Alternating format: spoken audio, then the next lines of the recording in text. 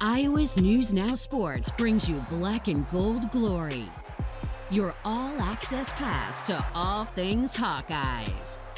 This is Eye on the Hawks. You know, a lot of talk about 200 the last couple of days, and I could throw out a number 2 also, and that would be 2 as in losses to Western Michigan since I've been here. So kind of give a little perspective here about, you know, what our chore is this week.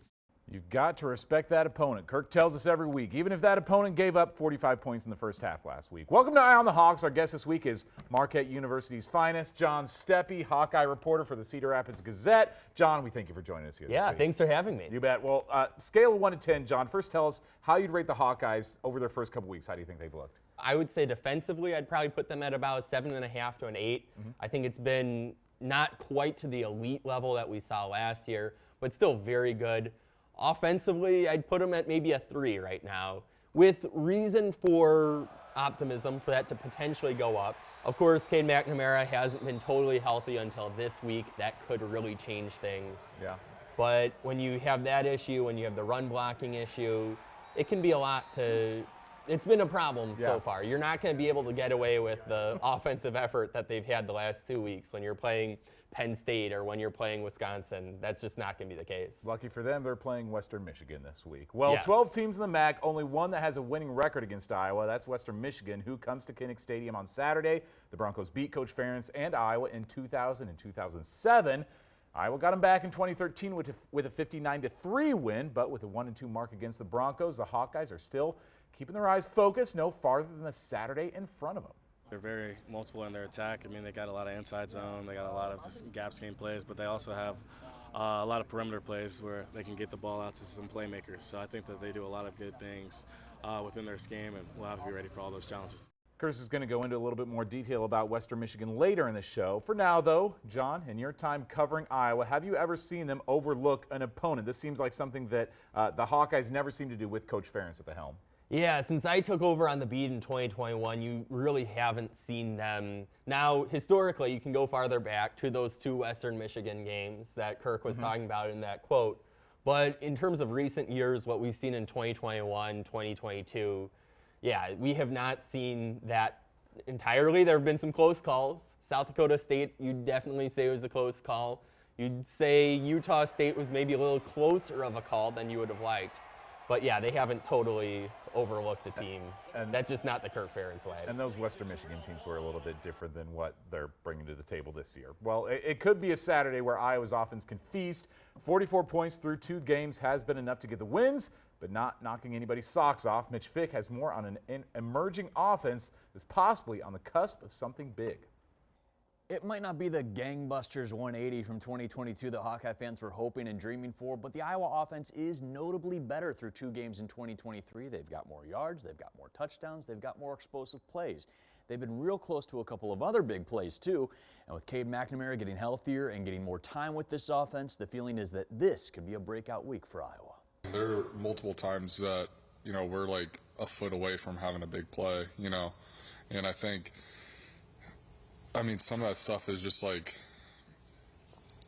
you know, I just think we're that close. I think whether it's the first game or last game, we're really close to the score being a lot different than what it is. It's such small misses, it's such small assignments, and that play a bigger role in things, but we know that if we handle those situations, and we've been working hard and like watching film and trying to get those things, staying after practice, getting different catches, getting different situations to make sure that when we're in that situation again, it goes the way we want it to go. Just getting everybody on the same page is what we need, and I think we're close to getting it, and we're going to keep pushing and working our asses off to get there, and I'm super optimistic about this offense. Another big improvement through 2 weeks for the Hawkeyes, pass protection. Cade's only been sacked twice so far in 2023. He has had a ton of space in the pocket to pass a lot of times. O-lineman Nick DeYoung told me Tuesday that was a huge focus for Iowa in the offseason. He says they are happy with what they've seen and done so far, but they're not satisfied. Plenty of games left, starting with Saturday against Western Michigan, a team that's hit the quarterback 5 times this season for loss, but a team that's also given up more than 30 points a game and almost 400 yards a game. For Eye on the Hawks, I'm Mitch Fick. Well, if we learned anything from Saturday, it's that this Hawkeye team has enough weapons to spread the ball around. Jazz Patterson certainly announced his presence to the Big Ten, but he's a guy who's long been impressing his teammates in practice. That dude is relentless. I think he is. He's willing to give up his body no matter if there's a gap there or not. I mean, he runs so hard. He's a guy who practices really hard, loves the game of football. I mean, you can tell that just with the way he runs. And you know, we had a third and short last week, and he got the first down, but you could tell he wanted more. I'm really just like a downhill runner, so it's like, you know, we get in situations like 3rd and 1, those type of like situations. I feel like I could bring a very important asset. Who was that handsome guy in the background of that Nick DeYoung interview? Well, John, we've already seen 3 different tailbacks getting carries in Jazz, Caleb Johnson, and LaShawn Williams. In that breakout game on Saturday, what did Jazz really do that impressed you personally? Really, you look back at that 59-yard play, and granted, Connor Colby, Cedar Rapids native, was the one to really open up that hole, but the way that Jazz was able to take advantage just was, you know, like a bolt of lightning there through that. And that really made a big difference there in terms of that play, that breakout speed. That would have been a touchdown had he not looked back. And he was mentioning how next time, he's not looking back at TJ Tampa. Otherwise, Tampa's a good safety, but he's not catching up to Jazz at that point. From what you've seen out of the tailbacks, has Jazz emerged as RB1? Do you think that Caleb is still their #1 running back? Is it going to be LaShawn, or how's this depth taking place right now? I think Caleb is still probably RB1 right now. In terms of behind that, you have options. I think you could see some games where LaShawn really seems like RB2. There may be some games where Jazz really seems like RB2, or the production that he had was even RB1 level. But I think it's going to fluctuate a little bit, and that's really a luxury that not a ton of teams have in terms of being able to rely on 3 different guys who each provide something a little different to that running back room. So it's going to be interesting to see. As long as the run blocking is solid up ahead, there's a lot of potential for this running back room. Basically, I don't agree with or understand, quite frankly, the decision, especially when it comes to the severity of the punishment. Kirk Ferentz does not mince words in his feelings about the NCAA's handling of the gambling investigation, especially as it pertains to Noah Shannon. We'll hear more from Kirk after the break on Eye on the Hawks.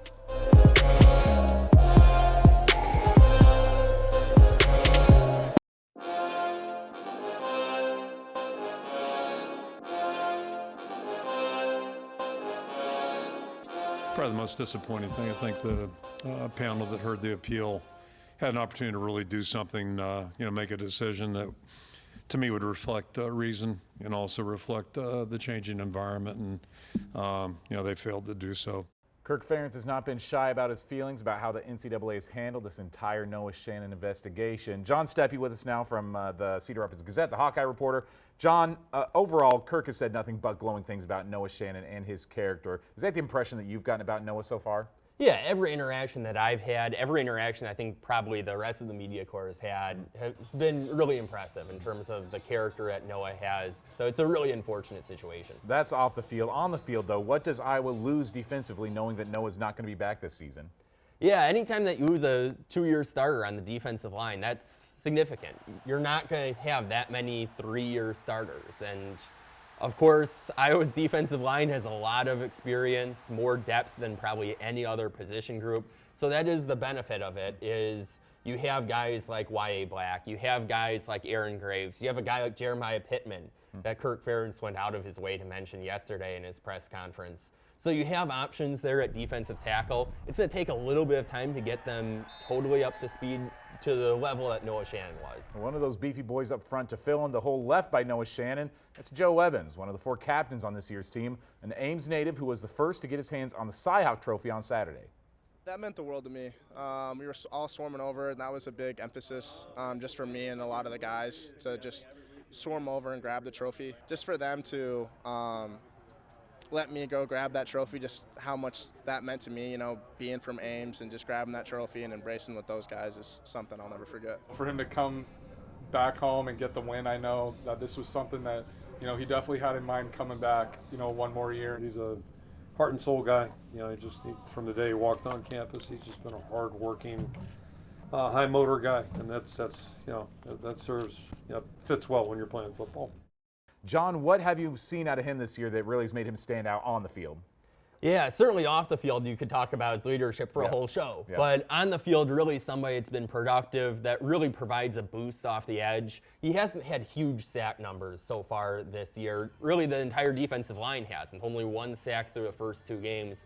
But when you take a closer look at that Iowa State game, there were plays where, okay, this doesn't necessarily show up on the stat sheet, but that was a really good play. There were a couple times where I said that while watching the replay. You're seeing a lot of winning plays, sometimes that show up on the stat line, sometimes that don't from Evans, and a lot of leadership as well. Would it be blasphemous to call him this year's version of Jack Campbell? Maybe not on the field, but as far as a leadership role and personality-wise? Yeah, absolutely. I think you look back to what Kirk Ferentz said, I think it was about a week ago, where if you didn't have guys like Jack Campbell on this team, you'd be talking about a team that would have had Joe Evans as the captain because he's provided this leadership for a while. It was just a matter of, when you look back at that senior class that graduated last year, a lot of leaders in that group.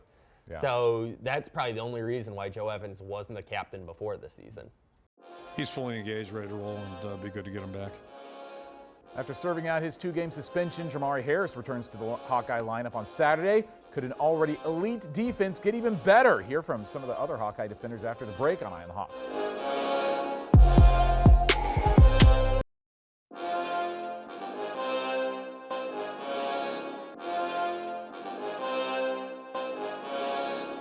It's been a long time since we've seen game action with Jamari Harris. January 1st, 2022 was his last time on the field for the Hawkeyes. An injury and a 2-game suspension have kept him off of the field until this Saturday when he joins an already elite defensive unit for Iowa. You know, he's happy to be back. You can tell football means the world to him. So obviously when he's gotten that opportunity back, he's just did nothing but run with it. He's an experienced vet. He's had a great fall camp. And just every single day, like, having that and having that depth at that position too is big too. We're back on Eye on the Hawks with John Steppe from the Cedar Rapids Gazette. John, is it possible that this Iowa defense could get even better now that they have Jamari Harris back on the field? Yeah, anytime that you gain somebody with the starting experience that Jamari's had, granted it was back a while ago, back in 2021, but whenever you have that experience, that's going to make a big difference, especially when you have already guys like Cooper DeJean, Xavier Wampa, Sebastian Castro, who's shown significant improvement as well. And how could I forget Quinn Schulte either? You have a lot of guys back there that can really make a difference. And now you add somebody with starting experience like Jamari. Well, Sebastian Castro is gradually getting even better every week. First pick 6 of the season went to Seb on Saturday against the Cyclones. The senior may add just another layer to an already dangerous Iowa secondary. He was a missile out there. Like he was, he went hard. I thought he did a really nice job last year for us, and just really excited to watch him play all season long. Maybe you've answered this question already earlier in the show. I was going to ask if you thought this is the deepest part of their lineup, but you seem to say that maybe the defensive line is the deepest part of their lineup. Yeah, I think before Noah Shannon's suspension, I would have definitely said the defensive line. Now I'd say it's probably actually the tight end room I think would be the deepest. When you look at it, you have a 4th string guy, Steven Stilianos, who can make plays. Like, you just don't hear from any places that have a 4th string tight end who's really able to contribute the way that he's been able to contribute. So many good tight ends, you can even start moving him over to fullback if you need to. Well, that guy, Hayden Large, he's a Michigan native. Speaking of Michigan, those Western Michigan Broncos are coming off a one-sided loss to Syracuse last Saturday. PJ Fleck's former squad is 1-1 this year. Curtis Fader now to let us know if the Broncos are a team to be wary of come Saturday. Iowa's final non-conference opponents from the MAC, Western Michigan, 5-7 record last year, has some new faces both sides of the ball and also a new head coach. One player fresh on the scene that can cause Iowa troubles, running back Jalen Buckley. Buckley, through 2 games, has rushed for 281 yards, 2 touchdowns, one of which was a 75-yard TD run on the second play of the game last week against Syracuse. He had limited action in 2022, but is fully integrated in this Broncos offense this year, getting a whopping 30 carries in Week 1's win against St. Francis. They got some tempo, and I felt like we handled the tempo well against Utah State. I mean, those guys were going pretty fast, and I felt like our communication was handled well. As for the Western Michigan defense, to quote Seth Aronson from a week ago, lots of opportunity. The Broncos play very well against the run, are very aggressive in the box, but that can open up some passing lanes to exploit, and this defense has been burned plenty of times from it. But the Hawkeye offense is staying vigilant. They run a little bit of a funky defense with like 2 safeties coming over to one side sometimes, which could be a little confusing. But last week we saw a defense we see once a year. Fans should once again expect some electric plays on the field Saturday, and if somehow the Hawkeyes do not put up at least 25 points against a middle-of-the-road MAC school at home, there will be some serious questions on the capability of this Iowa offense. I'm Curtis Fader, Eye on the Hawks. Well, John, Curtis is talking these guys up a whole lot, but from what you've seen out there on tape, is there much to be concerned about this Saturday? I think you can't totally overlook any team, but this is not going to be the most difficult team. As I was looking back, even as far back as July, and I was thinking, okay, who are the teams that could potentially be a threat to Iowa? I probably would have ranked Western Michigan 12th out of 12. Okay. So this is not the most talented team by any means that Iowa goes up against this season. But I think it's an important tune-up opportunity because the margin for error is going to be a lot less in 2 weeks against Penn State. Good opportunity maybe too for Brian Ferentz to get his points up. That's what we're kind of watching right now. It would be the first time of the season they reach that 25-point benchmark. Well, we've got still more after the break.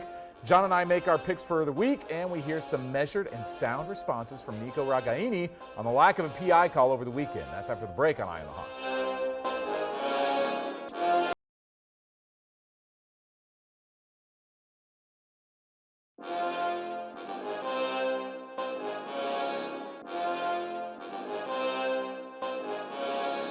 What's the NCAA or Big Ten going to find me if I say that's a horse call or what? Yeah, I don't know. I probably shouldn't have dropped an F-bomb in there, but I mean, ball doesn't lie. We got the pick six the next play, so we made up for it. Nico putting me into overtime hours, just dropping all his swears. Check out my Twitter page to see the NSFW version. Nico talking about a pass interference no call. John Steppe, still in from the Cedar Rapids Gazette, telling me right now, was this play PI in your opinion? There was certainly a lot of contact. They were letting them play at various other points, but yeah, if I was wearing the striped uniform, I think the flag would come out. Well, finally, before we wrap up, John, let's pick some games here for week 3. Big noon kickoff on Fox 28 this week. 7th-ranked Penn State traveling to Champaign, Illinois. 14.5-point dogs at home. Who you got against a team that I was going to see next week? I got Penn State. I think they take care of business here. Illinois has not looked spectacular these last 2 weeks. Yeah, really surprising to see Illinois struggle so much over the first 2 weeks. Got to go with Penn State in this one, too. Maybe the most interesting Big Ten West game this week, Minnesota heading to Chapel Hill to take on a ranked North Carolina team. The Gophers, 7-point underdogs. Who wins this one? I'm going to go with North Carolina again. I'm not too keen on Big Ten West clearly this week. Yeah, North Carolina's looked good over the first couple weeks, and got to think that they've got the edge against Minnesota. Nebraska, 0-2, hosting Northern Illinois. Another Big Ten West against a MAC showdown. The Huskies lost to Southern Illinois last week, an FCS team, becoming the first FBS team to lose to an FCS squad this year. John, does Nebraska get their first win of the year, and maybe do they cover those 11 points? Yeah, I think so. I think this is win number 1 for Rule. Northern Illinois is a far cry from the 2 teams that Nebraska has faced the last 2 weeks. Garrett Wolf is not walking through that door. Well, finally, Iowa is a massive 28.5 favorite to Western Michigan. John, can Iowa score those 28 points? Who you got in the? I know who you got in this one, but will they cover those 28.5 points, do you think? I'm going to say that they don't, but Okay. just barely. My current score prediction is 31-3, which would be just missing out on covering by a half a point. Okay, I have been wrong about them covering the last couple of weeks, so this does feel like a one that they could really start to light it up just based on what we've seen out of Western Michigan's defense. So I think they do cover that one. That was kind of my next question. Do you think Western Michigan scores? Do you think that maybe they get a field goal out of this one? Yeah, I think maybe a field goal, maybe a touchdown, maybe the defense makes some mistake that Phil Parker will have them hearing about a few times in the following week. But yeah, I think Iowa takes care of business here. If nothing else, they'll probably be putting those subs in late in the game, so possibly a fourth quarter touchdown there for Western, like we've seen the last couple weeks out of Utah State and Iowa State against Iowa. Well, that does it for week 3 of Eye on the Hawks. Scan the QR code on the screens to download, subscribe, and listen to the Eye on the Hawks podcast. We've got a preview coming up and also have an extended version of the show you're watching right now with John Steppe. Ready for download. It's available wherever you get your podcasts. Every week we're going to be doing a live stream on YouTube, reacting to the Iowa game. This week we're aiming to start at noon on Sunday. You can follow along at Iowa's News Now on YouTube. We'll send out the link from our Eye on the Hawks Twitter account. That's it. John Steppe, thanks again for joining us. Appreciate having you in the studio today. Thanks for having me. All right, see you next week.